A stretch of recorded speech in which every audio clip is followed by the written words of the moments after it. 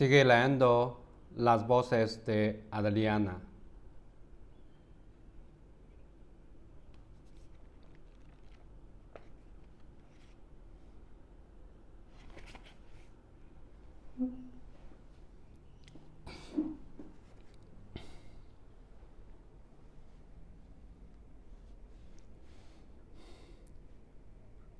Madre,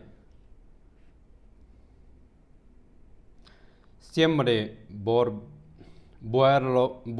a ese recuerdo de cuando me caí de dona durante una operación de ojo que un profesor de la facultad le parecía aún muerto. No lo viví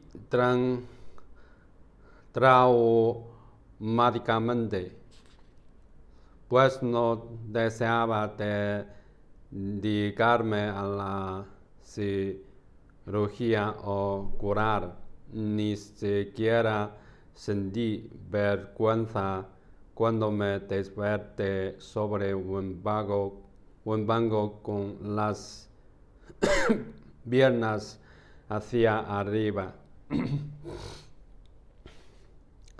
Me habrían visto la ropa interior los compañeros. Antes siempre pensábamos en esas cosas y creo que ahora también, aunque de otra forma que quizás sea solo hipocresía. Hija, pongamos aquí esto. Caigamos en la tentación de la observancia. Si en la bata de arriba se pudre, aún tomade. Señalaremos el Mao, la piel prendecida por años de hartura, escarbando al sol, el mismo aluminio de la novela, donde dejó la pulpa secarse, alcanzar colores granates y a veces negros. En la operación acercó la nariz. Hay un dectus de vacío. El silencio me rodea. La casa está sola. No estoy segura de mis conclusiones. Madre, no podía explicarme por qué era tan difícil que nos comunicáramos, pero debido que no son estas mis palabras ni mi voz, yo jamás habría dicho que en nuestra casa faltaba comunicación. Una vez estuve leyendo libros sobre inteligencia emocional. Nunca llegué a convencerme de que los problemas psicológicos tuvieran solución.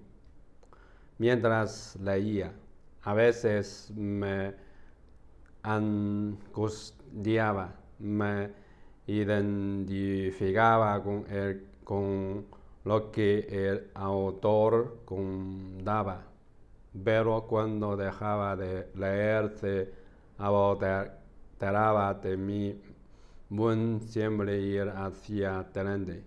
Las cosas se solucionan solas o no se solucionan. Eso es lo que he visto siempre en mi casa. Mis hermanos se orinaban en la cama hasta que dejaron de hacerlo. ¿Acaso los cambios solo dependen del tiempo? Pero no quiso desviarme. Digo, yo jamás habría dicho que en mi casa no existía la comunicación. Mi madre balloteaba incessantemente y había en nosotros esta cadena y buscaba la atención de mi padre y mi madre, mi hermana, la de mi madre y la mía, mis hermanos, la de mi hermana y a través de ella, la de todos. Lo que obteníamos siempre nos dejaba insatisfechos. Solo el pequeño, el que nació con síndrome de Down, no tenía encima sin pedirlo. Mi hermana y yo éramos capaces de cotorrear, de generar torbellinos de casas, y el tiempo iba hacia adelante, mientras que mi hermano tercero se quedaba callado y hacía atento, y el cuarto solo hablaba con sus amigos. Mi hermano Doun, con su torpe lenguaje, se aferraba a unas pocas palabras y no le importaba. Insisto en que yo jamás habría dicho que no nos comunicábamos. Si bien mi padre se pasaba las horas en silencio o musitaba algo que pretendía ser amable y que sonaba como un buen golpe en nuestras orejas. El teléfono le ponía nervioso, lo agarraba con las dos manos, a veces con una sola, mientras la otra la metía en el bolsillo trasero del pantalón, como si temiera dejarla suelta. Se le hinchaba ligeramente el cuello. Sus mejillas se cubrían de rubor. Exigía no solo que hubiera silencio total, sino que ninguna persona de la casa se moviese. Así que mi madre tenía que avisar a las criadas que quizás estaban en la cámara o en el corral para que permanecieran absolutamente quietas, y si por la calle pasaba un coche o un carro en el momento en el que mi padre soltaba las 3 o 4 palabras cruciales y banales de la conferencia, daba un puñetazo en la mesa y nos miraba como si fuéramos nosotros los culpables del cuidado del Kraken. Cada vez que quería decirnos algo que no podía ser expresado a gritos, caminaba lascamente a nuestro alrededor fingiendo algún que hacer en la estancia en la que nos encontrábamos, hasta que con brusquedad se plantaba ante alguno de nosotros y decía atropelladamente lo que había marcado a solas. Por lo general, una frase minúscula e imperativa que vibraba en todo su cuerpo. Hija, la verosimilitud nunca me había importado. Me parecía incluso que había que romper con esa convención absurda de que un niño hablará como un niño. Por ejemplo, ¿acaso no sabemos que todo es una ficción? Porque empeñece en que no lo parezca. Me hacía todas estas preguntas porque las dudas me asaltaban a cada rato, lo que desembocaba aquí, a pesar de que no veía la necesidad de idear un mecanismo que alertase de que no aspiraba a la verosimilitud acabará intentándolo.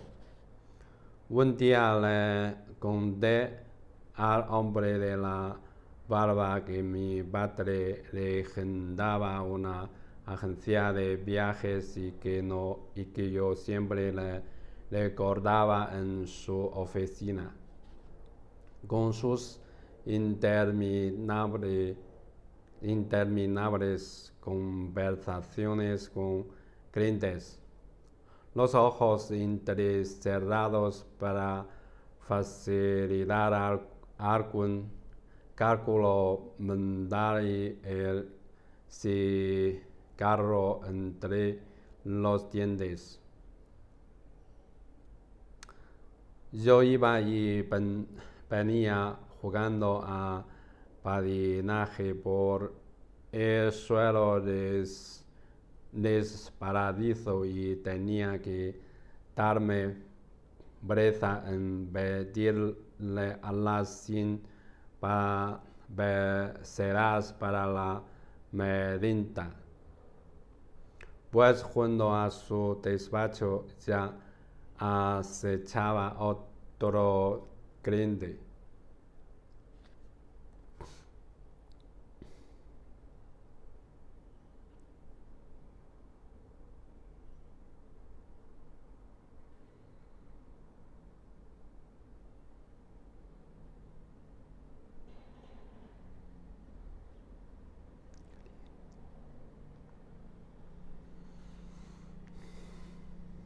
Le dije al hombre de la barba que mi padre se encargaba de los viajes para jubilados y que por eso íbamos gratis a los hoteles, porque los dueños le invitaban como agradecimiento por procurarles clientes o para que conociera un nuevo hotel al que llevarlos.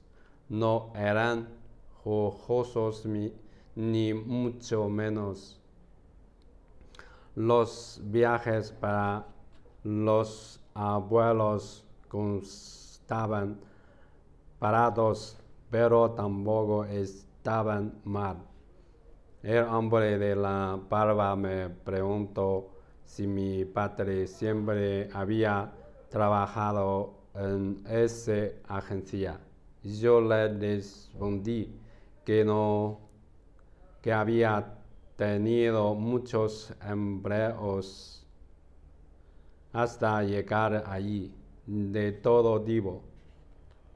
Aunque de joven siempre se hizo la temporada de los hoteles en la costa brava, incluso había dirigido uno, pero eso conocía bien el mundo del turismo. Mi madre era funcionaria y habíamos ido de ciudad en ciudad. Y a lo mejor a mí me gustaba estar siempre de un lado para otro, porque durante años esa habíamos sido mi rutina familiar. Los traslados continuó y luego los viajes continuos mientras mi padre capitaneó la agencia. Cada viernes nos íbamos, a veces lejos, y eso duró una década hasta que le despidieron. Pasábamos más tiempo en la carretera que en los lugares que visitamos, y nunca vamos 2 noches seguidas en el mismo hotel. Incluso las visitas a todos aquellos sitios eran siempre breves. Comíamos, dábamos una vuelta, mirábamos una plaza, llegábamos a un río o a unas cuantas calles solitarias y otra vez al coche. Mis padres nunca se ponían de acuerdo sobre qué visitar. Lo único que les atraía a los dos era el movimiento incesante. Yo siempre había pensado que la sensación de ir hacia alguna parte resolvía algo que, cuando niña, se me escapaba, pero cuyo relieve permanecía en mi memoria. Tras la muerte de mi madre, mi padre y yo habíamos vuelto a hacer excursiones con el coche bajo cualquier pretexto. Quizá la buscábamos, que en esas excursiones imaginaba a mi madre como una sombra siempre a punto de salirnos al paso en alguna cuenta. Disfrutaba de aquella manera de viajar. De chiquilla, lo que más me gustaba era la infinidad de formas de vida desconocidas y al mismo tiempo imaginadas por mí durante los breves segundos en que se perfilaban por la ventanilla. Tal vez aún seguía sumergida en mi infancia. En aquel coche me vi de nuevo habitando el tembloroso fulgor de alguna luz nocturna que enseguida quedaba atrás, como un luciérnaga frágil que alguien había arrojado con furia y que tiraba unos segundos antes de apagarse. Vi pradas secas del interior de Levante, la solitaria quietud de las caseras de perros de la mesera, los racimos de chales desperdigados por montañas de colores carizos, en cuyas habitaciones entrarían el frescor de la noche y saltamontes diminutos. También vi a la procesionaria su avance imperceptible que desde los pinos amenazaba con echar su veneno sobre los ojos y las cabezas de las niñas para dejarnos ciegas y clavas. No le conté nada de eso al hombre de la barba, pues cuántas cosas se pueden compartir de verdad. ¿De qué manera podía explicarle que a menudo y veía todo aquello sobrepuesto al presente, sin ni siquiera esa palabra? Ver era precisa, pues venía todo junto, no solo como imagen, sino en forma de sensación y de sentimiento, y conformando un lugar donde las cosas se contenían las unas a las otras. ¿Cómo decirle que aún sería ese miedo que me daban las ciudades al atardecer, un miedo procedente de esa misma época infantil, del asiento trasero de aquel coche desde donde, y sin que supiera por qué, me imaginaba perdida en una ciudad sobre la que caía la noche, una perdida hasta sus últimas consecuencias. No solo yo me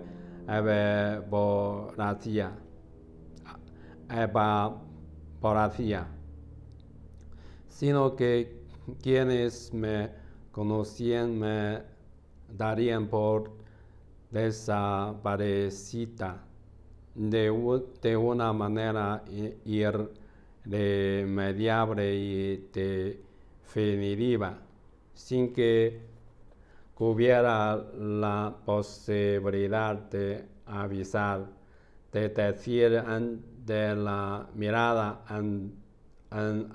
atenta y compasiva de un policía.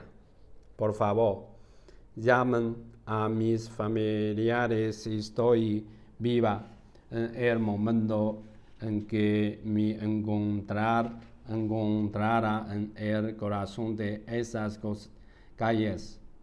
Estas se tornarán laberínticas si no habría forma de tomar el hilo no solo del espacio, sino también del tiempo en el que yo existía. Ese miedo, un miedo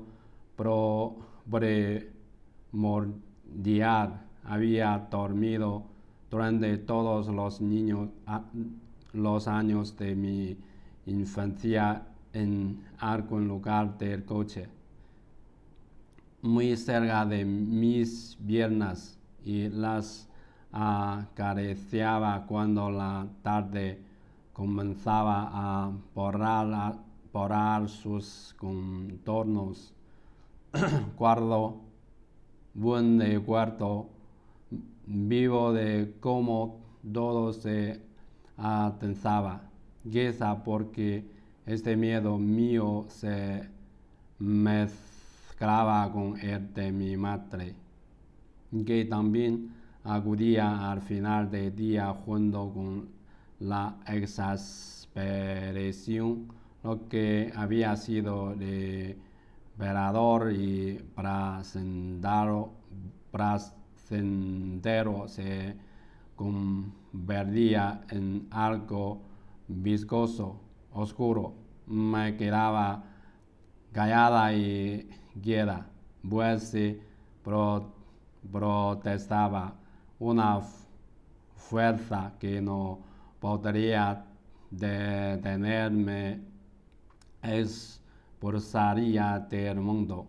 Tenía que aguantarme con mi miedo hasta el día siguiente.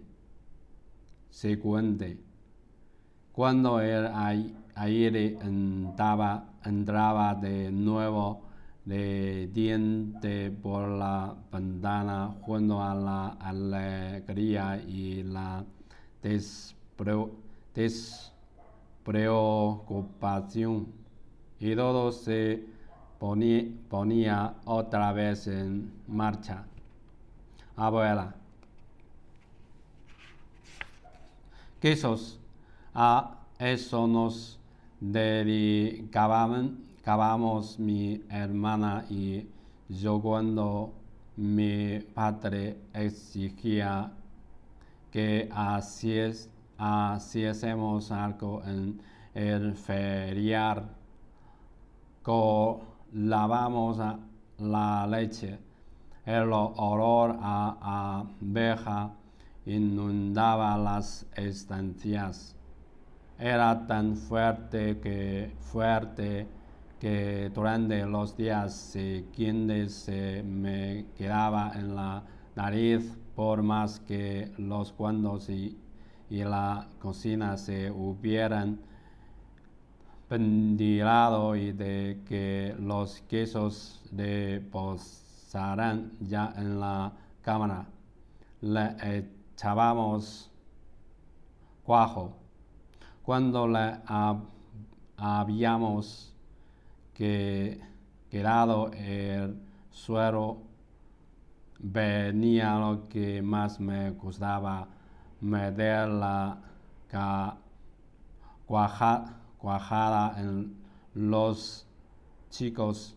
No me gustaba por mí, sino por el movimiento de mi hermana y mío en la cocina, apretando el queso con las manos, las dos a la vez.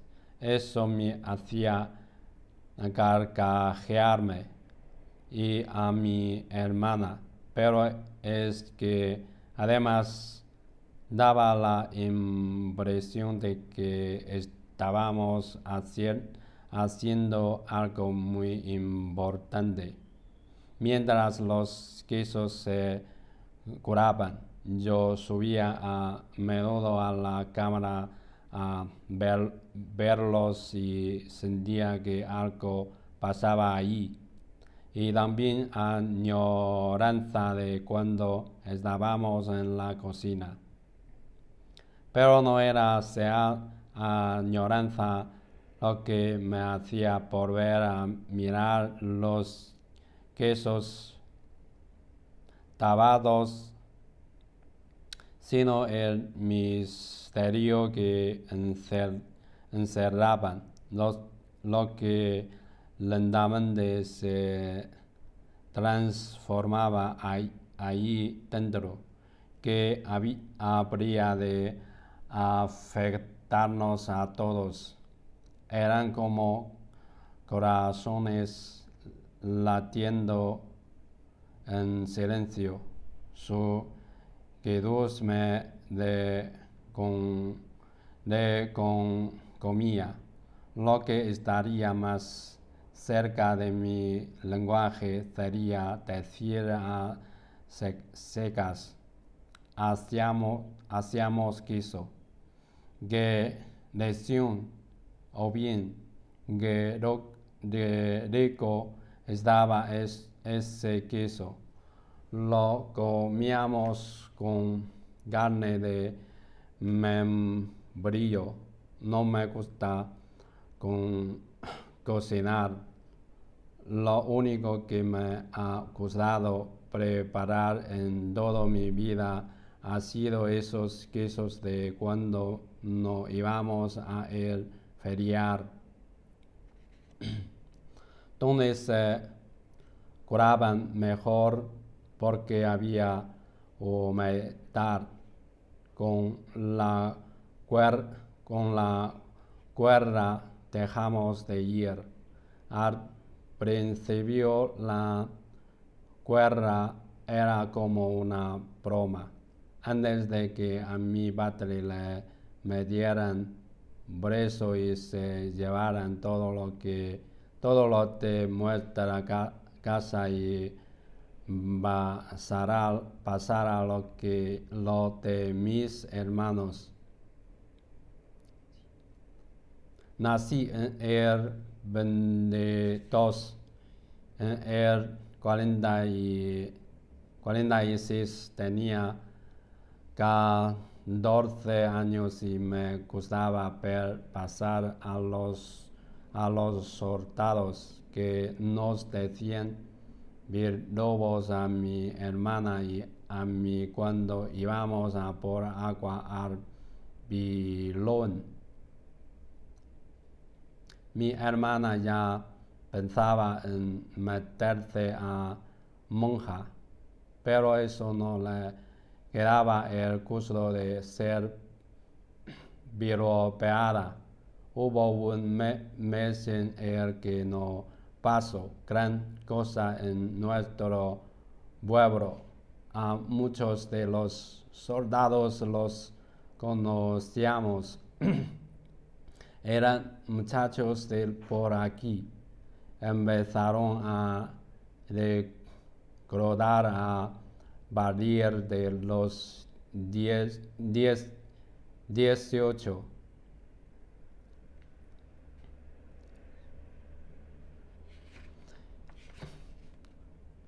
Mis dos hermanos mayores estaban en el ferial.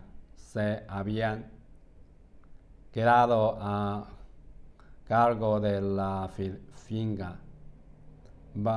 Para cuando mi padre quiso que regresaran, ya no era seguro el camino porque había emboscadas.